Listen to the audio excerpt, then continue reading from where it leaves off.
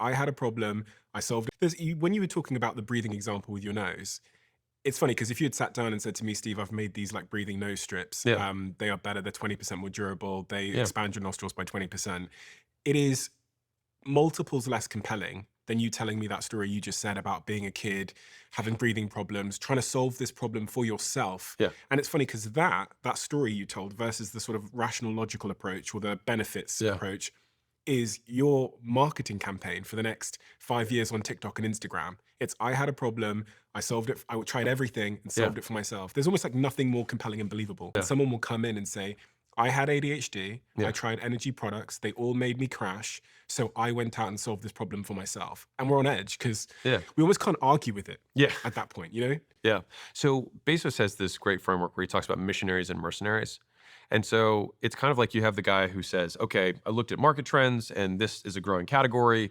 And, I surveyed people and this was the result that came back. And so I believe that if we time this product right at this point in the market, we'll achieve huge, a mass adoption, blah, blah, blah, blah. And it's like logicking your way through. And to be fair, some people do make it work. But the missionaries are the ones that end up making the most money because like they do it sure for the money because the business has to have some economic engine behind it, but really because they viscerally experience this problem and don't want anyone else to deal with that problem either. And so like if I were to tell that story, like you were saying, like when I was in 8th grade, it was the first year that I started really noticing I couldn't breathe at night.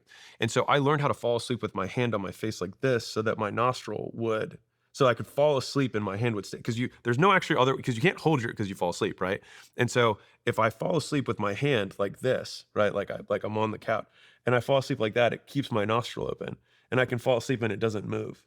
And so that's how I learned how to sleep for years before founding like just like simple nasal strips and things like that. But there's tons of problems with those solutions that exist right now that I won't get into.